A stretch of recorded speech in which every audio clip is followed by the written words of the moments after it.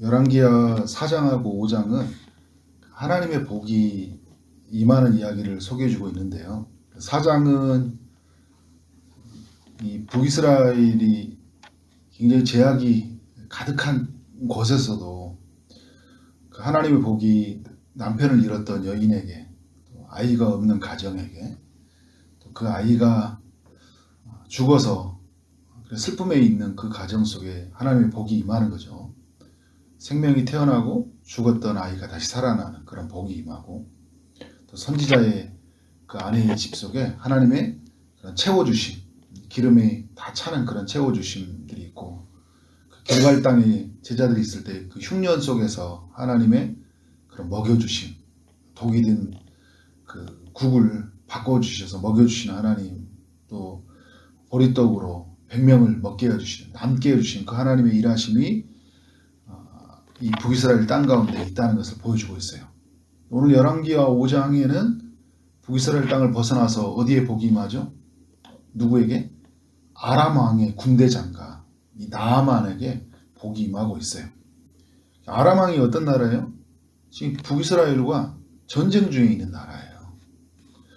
특별히 아람 왕이 아합 왕을 죽였어요. 이런 나라거든요. 그러니까 지금 이게 치열하게 전쟁하고 있는 나라예요. 북이스라엘을 되게 괴롭게 하는 나라잖아요. 그리고 오늘 이 나아만 사건 이후에 또 계속 지금 아람과의 전쟁이 일어나는데 적군의 군대 장관을 치유한 거예요. 최고의 그 군사령관을 치료해 준 사건이니까 이게 보통 사건이 아니죠. 우리 편에서 보면 좀 약간 식이 날 수 있는 거잖아요. 적군을 살려주는 거예요. 그죠?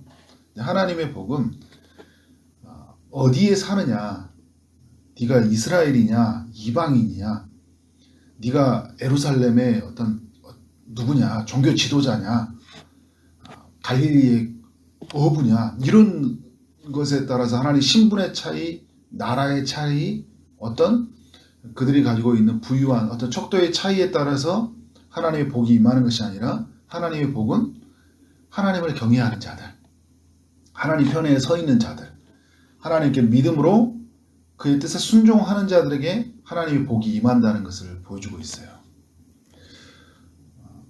북이스라엘에게 살면 자동적으로 복이 임한다. 내가 유대인이기 때문에 복이 임한다. 이제 그게 예수님 때 있었던 많은 사람들이 이야기했던 거죠. 그래서 예수님이 할례를 받아서, 네가 이스라엘에 있어서 아브라함의 자손이라서 그래서 하나님의 자녀가 되는 게 아니라, 그것에 폼 잡고 살아가는 사람들을 향해서 예수님은 이 독사의 자식들아 그렇게 하기 전에 해치한 무덤아, 죽어 있으면서 살아있는 척하고 믿음이 없으면서 믿음 있는 척하고 그렇게 하지 말라는 거잖아요. 그죠? 오직 하나님을 경외하고 하나님의 아들을 나의 주로, 나의 하나님을 믿는 사람들이 진정한 복이 있다는 것을 알려주고 있어요. 이번 주 주일날은 제가 설교 때 이 나아만이, 이 이방 땅에 있었던 나아만이 어떻게 복을 누렸는지를 나누려고 하는데요. 오늘은 뭘 나누려고 하냐면, 이 4장과 5장 속에서 이런 복이 임하는데, 이런 은혜가 임하는데도 불구하고 이런 복을 못 누리고 이 은혜를 못 누리는 사람이 있어요. 누구죠? 20절 이하에 소개된 엘리야의 사한 게하시가 그런 은혜를 못 누리고 있어요. 게하시는 지금 누구예요? 엘리야의 종이죠. 그죠? 엘리야와 가장 가까이 있는 사람이에요. 엘리야의 기적을 많이 본 사람이죠. 그러니까 엘리사의 기적을 너무 많이 본 사람이에요. 하나님의 일하심을 너무 가까이서 본 사람이거든요. 무엇보다 하나님의 채워주심, 그 흉년의 때의 그런 기근과 여러 가지 그 어려움 속에서 하나님이 먹을 것을 채워주시고, 그 엘리사가 그런 수냄 여인의 집에 거할 때나, 그리고 어디에 있을 때나, 지금 특별히 4장에서 먹여주심의 그 현장 속에 옆에 봤던 사람은 아니에요. 채소를, 독이 든 채소를 먹게 하신 하나님, 보리떡을 채워주신 그 하나님을 보면서도 뭔가 더 부족해서 채우고 싶은 그런 열망으로 가득 차 있는 그 엘리사의 모습을 보여주고 있어요. 그러니까 받아서는 안 되는 돈, 받지 말아야 할 돈, 그것을 소유하고 말았죠. 어떻게 일이 일어났어요? 아람 장군 이 나아만이 자신의 병을 고치기 위해서 큰 재물을 가지고 엘리사에게 찾아왔어요. 5절을 보면 은 10달란트와 금 6,000개와 의복 10벌을 가지고 왔다. 엄청난 것들을 가지고 왔다는 거거든요. 그러니까 뭐 은 10달란트라는 것은 지금 말한다면 한 364kg 정도의 가지고 왔어요. 금 6,000개를 가져왔다니까 재산 가치로 하면 엄청나게 막 수백억 이런 돈을 막 가져온 거잖아요. 이 치유를 한 나아만은 이제 치유를 경험한 나아만은 엘리사에게 이걸 주려고 하는 거잖아요. 가지고 온 것을. 근데 엘리사가 이걸 거절해요. 15절에 보니까 이제 이스라엘 외에는 온 천하에 신이 없는 줄 아나이다. 청하건대 당신의 종에게 예물을 받으소서. 이렇게 나아만이 말하니까 16절에 엘리사가 어떻게 반응합니까? 내가 섬기는 여호와께서 살아계심을 두고 맹세하노니 내가 그 앞에서 받지 아니하리라. 엘리사는 왜 받지 않은 거예요? 자신은 돈을 받고 치료해주는 의사가 아니라는 거예요. 사꾼 목자가 아니라는 거잖아요. 그죠? 하나님이 누구인지 알리는 사람이에요. 돈 받기 위해서 내가 치료해주고 내가 이 사람에게 뭔가를 이 기적을 베풀어서 돈을 받는 그런 사람이 아니잖아요. 하나님의 은혜가 하나님의 살아계심을 알리는 사람이에요.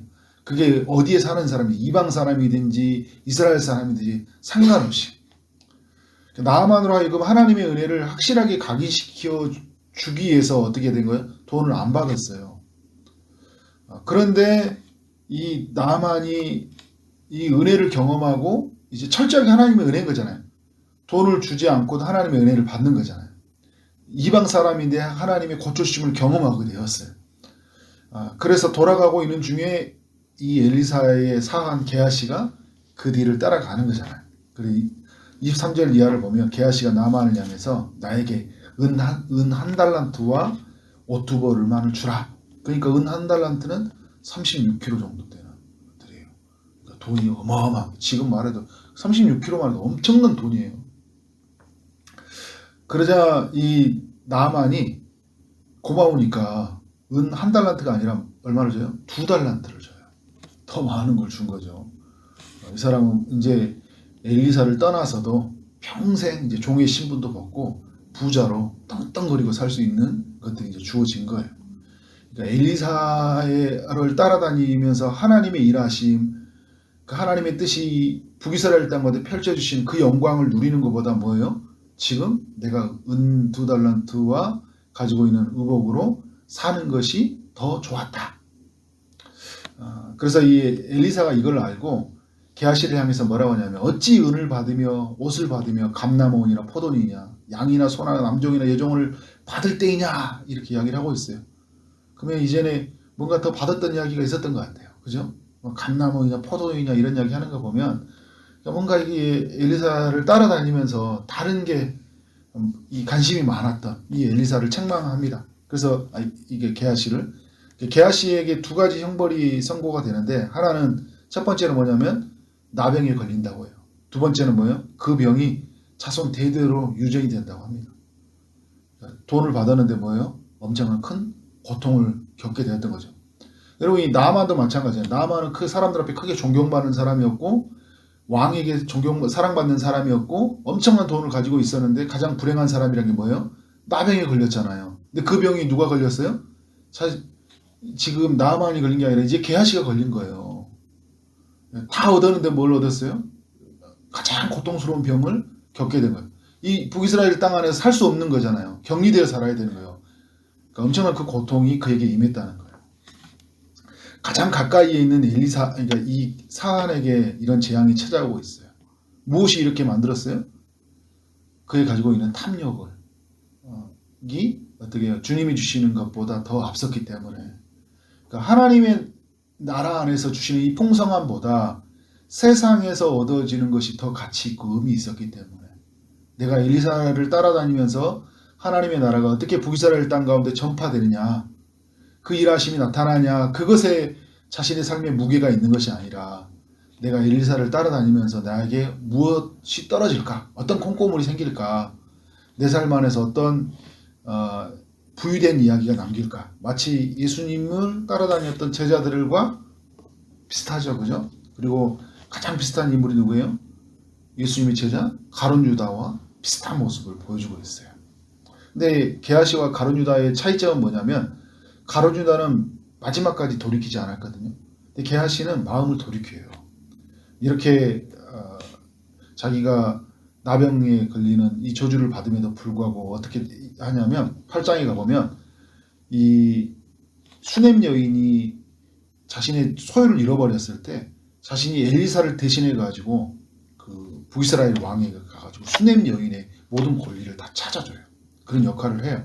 그러니까 이제 가룟 유다와는 다른 역할이죠. 자신의 이야기에 대해 돌이키고 하나님의 뜻을 따라 살아가는 모습을 보여줘요. 끝은 이렇게 해피엔딩이 되었지만 가정 속에 뭐예요? 큰 아픔을 겪게 되었다. 우리는 이런 이야기를 남겨서는 안 되겠죠. 끝에 가서 돌이키는 이야기가 아니라 우리 삶이 행복해야 되잖아요. 주님 따라다니면서.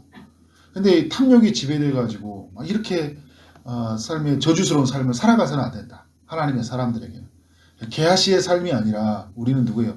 나만과 같이 하나님을 만나서 치유받고 회복되어서 살아가는 삶의 이야기를 남겨야 된다. 무엇보다 엘리사를 따라다니면서 뭐예요? 그 하나님의 영광의 그 풍성함에 거하서 그것에 만족하고 하나님 먹여주시고 채워주실 것을 기대하면서 나는 뭐예요? 주의 나라와 그의 나라와 그 의를 위해서 살아가는 삶이 돼야 된다. 정말 주님을 경외하는 마음, 주님을 따라가는 마음, 이런 마음, 순전하고 온전한 마음을 잃어버리지 않고 정말 하나님 한 분만으로 나는 만족합니다. 나는 하나님만 계시면 됩니다. 나는 하나님만의 일하심이 드러나는 것을 최고의 기쁨으로 여깁니다. 이 엘리사가 뭐예요? 돈을 받지 아니하는 거잖아요. 하나님을 드러내는 것으로 만족하고 사는 거잖아요. 왜냐하면 하나님만 있으면 되니까. 그렇게 여러분 살아가는 삶이 되어지기를 주님의 이름으로 축원합니다. 네, 기도하도록 하겠습니다. 하나님 아버지, 열왕기와 5장을 통하여 교훈하여 주셔서 감사합니다. 하나님 한 분만으로 만족하는 우리의 삶이 되게 하여 주옵소서. 주의 말씀을 들으고 또 그의 나라가 전파되는 것이 우리의 삶의 최고의 기쁨이 되게 하여 주옵소서. 하나님 나라에 이루어지는 모든 가정들을 보면서 내가 거기에 사용되어지는 것, 거기에 부름받았다는 것에 최고의 가치를 두고 그렇게 믿음으로 살아가는 우리의 삶이 되게 하여 주옵소서. 우리 안에서 끊임없이 탐욕이 찾아와서 하나님 아닌 다른 것을 붙들려고 할 때마다 성령을 구하게 하시고 우리 안에 성령께서 그 모든 욕심으로부터 벗어나서 하나님의 뜻을 따라 살아갈 수 있도록 인도하여 주옵소서. 그렇게 축복된 삶으로 은혜된 삶으로 우리 모두를 인도하시는 하나님을 기대합니다. 주님, 오늘도 주의 응답을 기다리는 많은 이들에게 찾아가셔서 은혜를 베풀어 주옵소서. 육체의 아픔 중에 있는 성도님들이 있습니다. 치료의 광선을 비춰 주옵소서. 코로나로 아파 있는 심령들, 또 암으로 투병 중에 있는 심령들, 또 여러 가지 아픔과 고통 속에 있는 모든 심령 속에 함께하여 주옵소서. 또 취업을 준비하고 결혼을 준비하고 임신을 준비하고 출산을 준비하는 모든 성도님들에게 은혜를 베풀어 주옵소서. 오늘 하루 만나는 모든 사람들에게 주의 사랑이 흘러가길 원합니다. 주어진 일 최선을 다해 일하게 하심으로 말미암아 우리 하나님께 영광이요 우리 모두에게는 큰 기쁨이 되는 하루 되게 하여 주옵소서. 예수 그리스도의 이름으로 기도를 쌓옵나이다. 아멘.